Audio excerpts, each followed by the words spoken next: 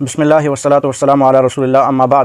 آپ نے یہ ویڈیو ملاحظہ فرمائی ہے جس میں جو حیدرآباد کا علاقہ حسین آباد ہے، میں سمجھتا ہوں کہ یہ عمل ہی بتا رہا ہے کہ یہ علاقہ حسین آباد نہیں بلکہ رافضیت آباد ہے، کفر آباد ہے۔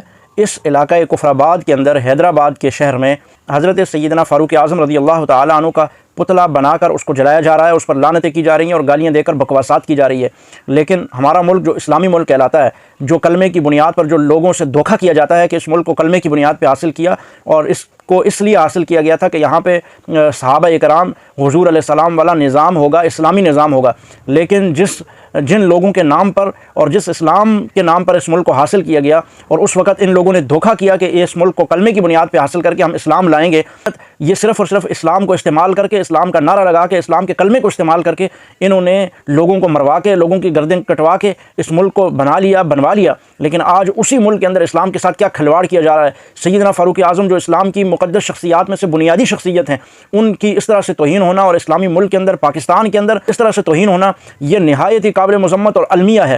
اور پھر یہاں پر کوئی نہیں بولے گا، نہ کوئی ادارہ بولے گا، نہ کوئی حکومتیں بولیں گی، نہ کوئی سیاسی جماعتیں بولیں گی۔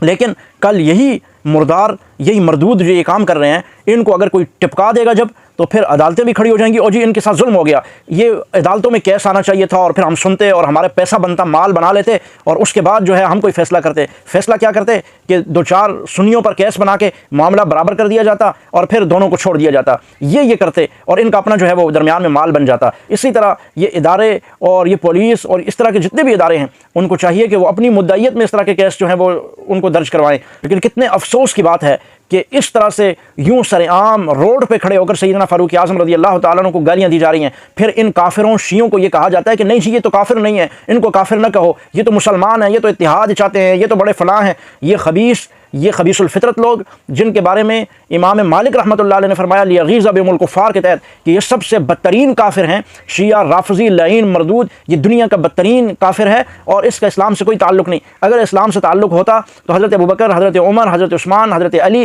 اور اسی طرح حضرت سیدنا امیر معاویہ اور اسلام کی مقدس جو شخصیات ہیں، قرآن، اہل بیت اطہار، ان کے متعلق یہ اس طرح کی نازیبہ گفتگو نہ کرتا۔ اس بل کے منظور ہو جانے کے بعد جو اسمبلی میں تحفظ ناموس صحابہ و اہل بیت منظور ہوا، جو سینٹ سے منظور ہو چکا، لیکن صدر عارف الوی، ایک بے حیا آدمی جو اس کو اپنی ذاتی انا کی خاطر یا اپنے ذاتی مفاد کی خاطر اور انہی شیعہ رافضیوں کے ساتھ مل کر چند ٹکے لے کر شاید وہ اس پر دستخط نہیں کر رہا، اور یہ سمجھ رہا ہے کہ میں بڑا جو ہے وہ کمال کر دوں گا اور میں ان رافضی شیعہ کافروں کی جو ہے وہ بڑی آشیرواد حاصل کر دوں گا۔ لیکن وہ یہ نہیں جانتا کہ وہ کتنی بڑی شرارت کر رہا ہے۔ وہ شیطان کی اولاد اس پر سائن نہ کر کے ان کو تحفظ دے کر ان جیسے لوگوں کی وجہ سے جو زمین پہ فساد فی الارض ہوگا، اس کا پورا ذمہ دار یہ عارف الوی بھی ہوگا، اور اس جیسے اور لوگ بھی ہوں گے جو ان رافضی کافر منافقوں کے لیے دل میں نرم گوشہ رکھتے ہیں۔ ان کا اسلام سے، دین سے کوئی تعلق نہیں۔ کلمہ، نماز، روزہ، حج، زکوٰۃ، قرآن، صحابہ، اہل بیت اطہار، کسی چیز میں بھی ہمارا ان کے ساتھ، مسلمانوں کے ساتھ کسی قسم کا کوئی بھی مطابقت نہیں ہے۔ یہ مکمل ایک ڈفرنٹ ہے، اور یہ یہودی ابن سبا کی نسل ہے۔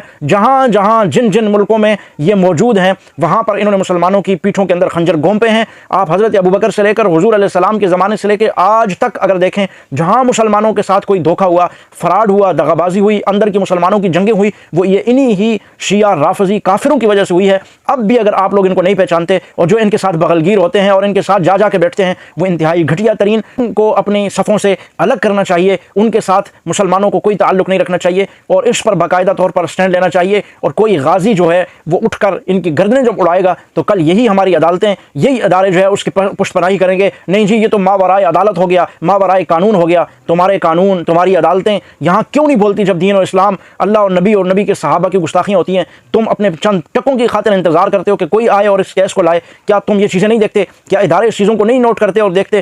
اور کوئی اسلام کی بات کرے، اسلام کے مقدسات کی بات کرے، وہاں تو تم جھپٹ پڑتے ہو اسلام کو روکنے کے لیے، اسلام کو پھلنے پھولنے سے روکنے کے لیے، لیکن جب کوئی اس طرح کی گستاخی اور بے ادبی ہوتی ہے، وہاں تمہاری زبانیں گنگ ہو جاتی ہیں، وہاں تمہاری زبانوں کو تالے لگ جاتے ہیں۔ بے حیاؤ، بے شرمو تم نے اس ملک کے ساتھ غداری کی، کلمے کے نام پر لوگوں کو بیلا پھسلا کر اس وقت حاصل کیا، اور آج کہتے ہو کہ دین کا، اسلام کا ملک کے ساتھ کیا تعلق ہے؟ اسلام ایک ذاتی عمل ہے، دین انسان کا مذہب ایک ذاتی عمل ہے، اور سیاست اور دیگر ادارے جو ہے وہ ایک الگ عمل ہے۔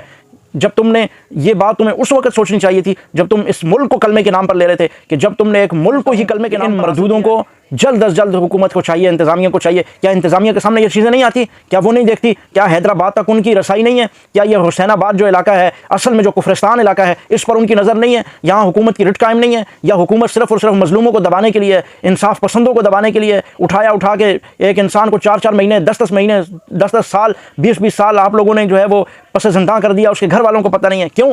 کہ تمہاری انا پہ زد پڑی۔ لیکن دین، اسلام، کلمے اور ملک کے ساتھ جو کھلواڑ ہوتا رہے، بس تمہارا جیب خرچی نہ رکے تو تمہیں وہ منظر ہے۔ اگر تم لوگ اس ملک کے ساتھ سنجیدہ ہو، اس اسلام اور کلمے کے ساتھ سنجیدہ ہو، تو اس طرح کے جو معاملات ہو رہے ہیں یہ حکومت کو چاہیے، انتظامیہ کو چاہیے کہ وہ ایسے واقعات کو روکے، ورنہ یہ نہ ہو کہ کل تم بھی پھر اس کو نہ روک سکو